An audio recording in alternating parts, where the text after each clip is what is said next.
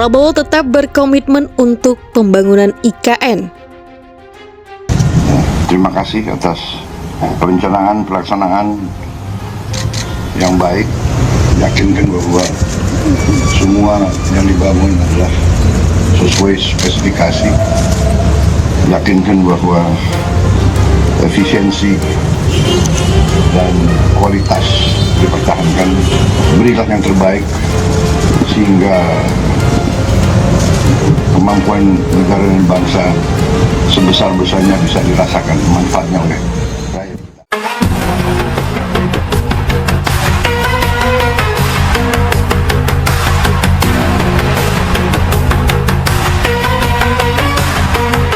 Analis komunikasi politik Henry Satrio atau Hensa menilai Presiden Prabowo Subianto berkomitmen untuk melanjutkan pembangunan Ibu Kota Nusantara atau IKN seperti yang telah diamanatkan Presiden Joko Widodo.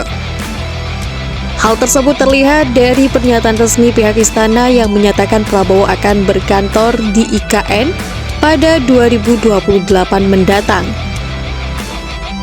Ini adalah kenegarawanan Pak Prabowo yang menegaskan komitmennya untuk melanjutkan program-program Pak Jokowi, kata Hensa dalam siaran pers resmi yang diterima Sabtu. Selain itu, sikap Prabowo yang ingin berkantor di IKN juga berdampak pada meredamnya polemik pembangunan IKN saat ini.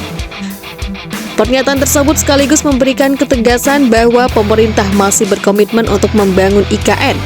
Namun demikian, Hensa melihat perpindahan kantor Prabowo ke IKN belum tentu menjadi sinyal bahwa ibu kota Indonesia akan benar-benar pindah ke sana.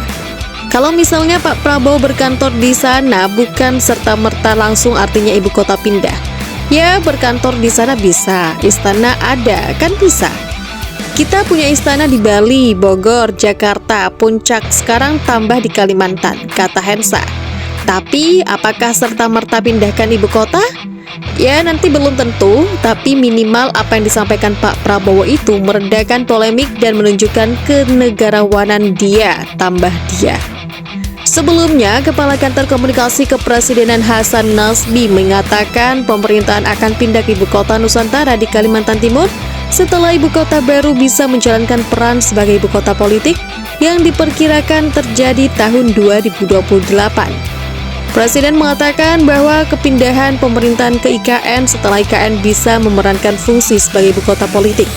Artinya, ada kantor eksekutif, kantor legislatif, dan kantor yudikatif di sana, ujar Hasan melalui pesan singkat kepada wartawan di Jakarta Selasa.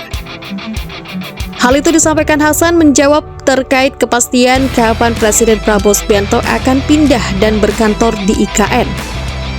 Presiden Prabowo Subianto juga menghadiri puncak perayaan HUT Partai Golkar ke-60 tahun yang digelar di Sentul International Convention Center, Kabupaten Bogor, Provinsi Jawa Barat, Kamis 12 Desember 2024. Dalam sambutannya, Presiden menekankan pentingnya menjaga kerukunan dan persatuan bangsa di tengah situasi dunia yang penuh tantangan. Kita harus waspada, kita tidak boleh pecah, kita tidak boleh diadu domba, kita menjaga kerukunan. Kerukunan antara umat agama, kerukunan antara suku, kerukunan antara kelompok etnis, kerukunan antara ras, kita tidak boleh terpancing dan ini tanggung jawab kita semua sebagai pemimpin-pemimpin, ucapnya. Kepala negara menyampaikan bahwa perdamaian bukanlah sesuatu yang datang secara cuma-cuma, melainkan hasil dari upaya seluruh pihak.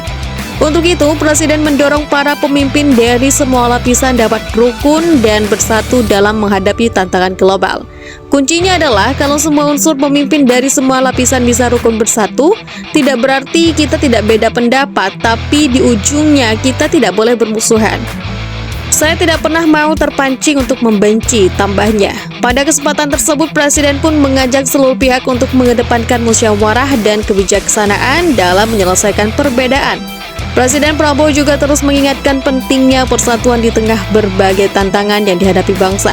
Selain itu, dalam sambutannya, Presiden Prabowo juga menyoroti perkembangan teknologi khususnya media sosial yang dapat menjadi alat pemecah belah jika tidak digunakan secara bijak. Presiden menuturkan bahwa beberapa berita palsu di media sosial dapat menimbulkan kebencian di masyarakat.